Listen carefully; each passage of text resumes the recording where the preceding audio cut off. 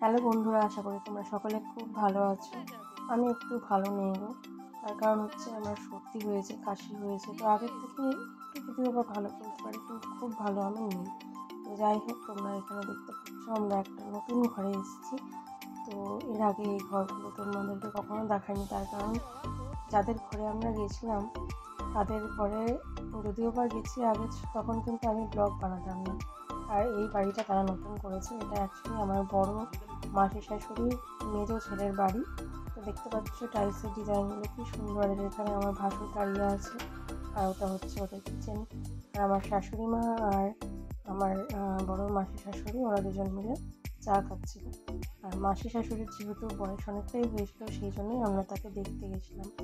আর যেহেতু আমাদেরকে ঝাড়গ্রাম স্টেশন থেকে ট্রেনটা ধরতে হবে আর তাদের বাড়ি ঝাড়গ্রামে, তাই আমরা গেছিলাম। তারপর ওখান থেকে আমরা চলে গেছিলাম আর এক মাসি শাশুড়ির বাড়িতে। সেইখানে দেখো আমার ছেলের কাণ্ড, বালি নিয়ে পুরো কত খেলা করছে। আর এখানে আমার এক যা আছে, সে আমার থেকে বড়ই হয়। তো তার ছেলে আর কি এগুলো সব খেলনা। তারপরে আমরা ওখান থেকে চলে গিয়েছিলাম স্টেশনে। কিন্তু বাবা, সেদিন যা আমাদের হয়রানি হয়েছিল কি বলবো। এদিকে হু হু করে হাওয়া দিচ্ছিল, সেরকম আমরা শীতের পোশাকও নিয়ে যাইনি, বুঝতেও পারিনি যে ঝাড়গ্রাম এলাকায় এরকম ঠান্ডা থাকবে। আর ট্রেন ছিল আমাদের 3:30টার সময়, আর ঝাড়গ্রাম এসছে ট্রেন 8:40-এ। তার মানে তোমরা ভাবো, যেখানে আমাদের 10টার মধ্যে হাওড়া স্টেশন পৌঁছে যাওয়ার কথা, সেখানে আমরা স্টেশনে পৌঁছেছি রাত 12টার সময়। 12টাতে পৌঁছানোর পরে আমরা ভাবছিলাম, তো হাওড়া স্টেশনে যে ফুটপাথটা আছে সেখানেই আমরা খেতে ঢুকে গেছিলাম। আর অর্ডার টোটাল আমাদের হয়েছিল 500 টাকা। তার মধ্যে কী কী ছিল জানো? পানিরের একটা আইটেম ছিল, একটা চিকেন ছিল, আর তার সাথে 8টা না 6টা রুটি। এই যা, তাতেই আমাদের 500 টাকা বিল। ভাবতে পারো। এখন বাধ্য হয়েই আমরা এসব খেলাম, কারণ ঘরে ঢুকতে ঢুকতেই 1টা 2টো বেজে যাবে। তার মধ্যে আরেক জ্বালায় আমরা পড়েছিলাম, ওলা উবের কোনো কিছুই কিন্তু বুক করা যাচ্ছিল না। আর এমনি ট্যাক্সিগুলো হাওড়া থেকে আমাদের এখানে ভাড়া নিচ্ছিল 1000 টাকা 1500 টাকা। কী করবো বলো, বাধ্য হয়ে 1000 টাকা খরচা করেই কিন্তু আমাদের বাড়ি ফিরতে হয়েছিল। তো এই যে দেখছো আমি খাচ্ছি, উল্টো দিকে আমার শাশুড়ি মা বসেছিল। আর আমার হাজব্যান্ড গিয়েছিল একটা জিনিস আনতে। সেই ভিডিওটা না হয় নাই দিলাম তোমাদেরকে, কারণ সেটা যদি তোমাদের সাথে শেয়ার করি তোমরা আমার উপর খুব খুব রাগ করবে। একটা খাওয়ার জিনিস, যেটা কি আমার ছেলের জন্য ছিল আর কি। খুব জেদ করেছিল, ও তো কিছুই খায়নি। আচ্ছা, উল্টো দিকে আমার হাজব্যান্ড বসেছিল আর আমার শাশুড়ি মায়ের খাওয়া হয়ে গেছিলো, হাত ধুতে গেছিলো। তারপরে আমরা সেখান থেকে বেরিয়ে পড়লাম, কোনো রকমে ঝগড়াঝাটি করে একটা ট্যাক্সিকে বুক করলাম। তারপরে সেই ট্যাক্সিওয়ালাকে আমার হাজব্যান্ড আবার একটুখানি ইনডিরেক্টলি শোনালো যে, বলছিলে তো একটাও নাকি ট্যাক্সি পাওয়া যাচ্ছে না, কিন্তু চারিদিকে তো দেখছি ট্যাক্সিতে ট্যাক্সি ভর্তি। ব্যাপারটা কি তোমাদের? ট্যাক্সিওয়ালা কিন্তু একটা কোয়েশ্চেনেরও আনসার দেয়নি, চুপচাপ করে যাচ্ছিল।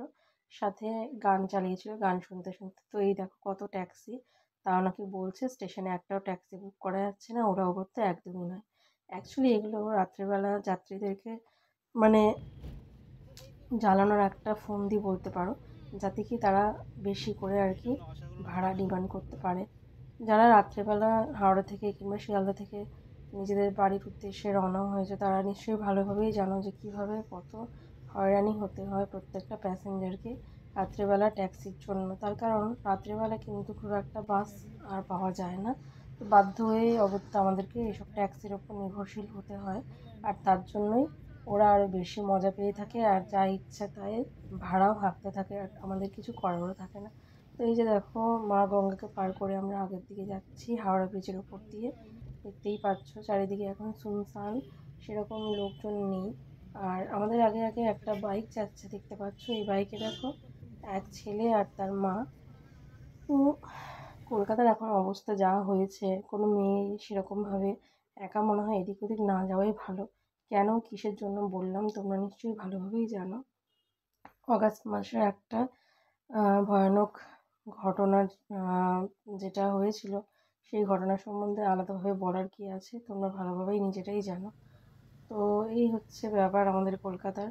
তো মেয়েরা বেশি রাত করে এদিক ওদিক না যাওয়াই ভালো, যতই পুলিশ প্রশাসন বলুক না কেন তোমরা সেফ আছো হেন তেন ব্লা ব্লা ব্লা, বাট আমার মনে হয় না। তো দেখো, এখানে আমরা এখন আছি, কোথায় আছি তোমরা গেস করে বলো। তো সেখানে যখন ছিলাম বেশ ভালোই লাগছিলো। তারপরে আমরা চলে এসেছিলাম এসপ্ল্যানেডে। তো রাস্তা দেখো পুরো দোকানপাট সব তো বন্ধ, তখন প্রায় 1:30 মতো বাজে। আর একজন দুজন ছেলে ছোকরা ছিল, মানে ছেলেদের তো সেরকম কোনো সমস্যা নেই, তবুও বলবো এখন ছেলেদেরও কোনো সিউরিটি নেই যে তুমি বাইরে বেরোলে তুমি সেফ থাকবে। তারপরের দিন মানে আমরা 10 তারিখে পৌঁছেছিলাম, আর সোমবার আর কি। সোমবার হচ্ছে এখানে জগদ্ধাত্রী পুজোর বিসর্জন হচ্ছিল, মানে জগদ্ধাত্রী ঠাকুরের বিসর্জন হচ্ছিল। বিসর্জনে দেখো কত লোক নাচানাচি করছিল, আর বেশ ফুল ভলিউমেই সং চলছিল। তো আমি জানলা থেকে আর কি কয়েকটা ভিডিও নিয়েছিলাম রিলসের জন্য। তো স্পষ্ট করে তোমরা অতটা দেখতে পারবে না, কারণ আমি আমাদের যে ব্যালকনি কাম বারান্দা আছে সেখান থেকে ভিডিওটা করেছিলাম আর লাইটটা অফই রেখেছিলাম। তো বেশ ভালোভাবেই মজা করতে করতে ওরা জগদ্ধাত্রী ঠাকুরের বিসর্জনে গিয়েছিল, বা বলতে পারো ভাসানে। তো এই যে সবাই সামনের দিকে এগিয়ে যাচ্ছে। আর তার পরের দিন আর কি চিকেন করা হয়েছিল দেখো। তার পরের দিন নয় মনে হয়, এটা তোমার কোনো একটা ডেটে, আমার ঠিক ডেটটা মনে পড়ছে না, বাট মঙ্গলবারে নয়, বুধবার কিংবা বৃহস্পতিবারের দিকেই যাই হোক। তো চিকেনটার পরিমাণটা দেখো কত অল্প, আর বেশ ভালো ভালো কিন্তু পিসও ছিল, তোমাদেরকে সব দেখাচ্ছিলাম আর কি। আর বেশ কষানো কষানো এরকম চিকেন খেতে বেশ ভালো লাগে, আর ঝাল ঝাল থাকলে তো আর কথাই নেই। তো সেটার মধ্যে আমি দিয়ে দিয়েছিলাম আতপ চালের গুঁড়ো, সেটাকে আমি হালকা একটু মিক্সিতে মিক্স করে নিয়েছিলাম, মানে গ্রাইন্ড করে নিয়েছিলাম আর কি। তো এটা আমাদের একটা ট্র্যাডিশনাল ফুড বলতে পারো, যে কোনো পুজো পাশাতে আমরা এটা বিশেষ রান্না করে থাকি, আর এটার টেস্ট কিন্তু সেই হয়ে থাকে। কিন্তু কিন্তু একটা কথা আছে, কথাটা হচ্ছে এইটাতে, তুমি যদি কিছু মানুষের জন্য যতই ভালোভাবে রান্না করো না কেন, কোনো কমপ্লিমেন্ট কিন্তু কখনোই তুমি আশা করো না, আর তুমি পাবেও না। এরকম কিছু মানুষজন আছে আর কি, কার কথা বললাম কিংবা কাদের কথা বললাম সেটা না হয় নাই বললাম, কারণ নেগেটিভিটি আমার একদমই ভালো লাগে না। তাও বললাম, মনের দুঃখেই বলতে পারো এক প্রকার বললাম, কারণ এই খাবারটা সচরাচর সেরকমভাবে রেগুলার ওয়াইজ রান্না করা হয় না, মাঝে সাঝে করা হয়। কিন্তু একজন দুজন মানুষের কাছ থেকে যদি কমপ্লিমেন্টটা না পাওয়া যায় না, তখন কিন্তু দেখবে একটু মনটা নিরাশ হয়ে যায়। তো যাই হোক, আমার কাছে অত কিছু যায় আসে না, মেন কথা হচ্ছে আমি আমার মতো করে রান্না করেছিলাম, আমার তো দারুণ লেগেছিলো। আর আমাদের এই ট্র্যাডিশনাল ফুডটা আমার অলওয়েজ ভালো লাগে, ফেভারিট বলতে পারো। যেমন বিরিয়ানি একটা ফেভারিট ফুড আমার কাছে, তেমনি এটা হচ্ছে আমার ফেভারিট ফুড, যেটাকে আমরা ল্যাটো বলে থাকি। পুরি আঁকা আঁকি নয়, ড্রয়িংও নয় বলতে পারো, কালার করছে। এটা ওকে স্কুল থেকে হোমওয়ার্ক দিয়েছিল 6 তারিখে, তো স্কুলে নিয়ে যেতে হবে, সেজন্য এগুলো করিয়ে নিচ্ছে। আর নিজের মনেই কিন্তু বেশ ভালোভাবে এই রং পেন্সিলটা ধরে ঘষা ঘষা করে আঁকছে, মানে রং করছে। তো দেখে বেশ ভালো লাগলো, ছেড়ে দিলাম ওকে নিজের মতো, তারপরে আমি কিছুটা করলাম। আর এটাও কিন্তু আমার ছেলেই করেছে। কেমন লাগলো কমেন্ট করে তোমরা জানিও। আজকের মতো টাটা, বাই বাই।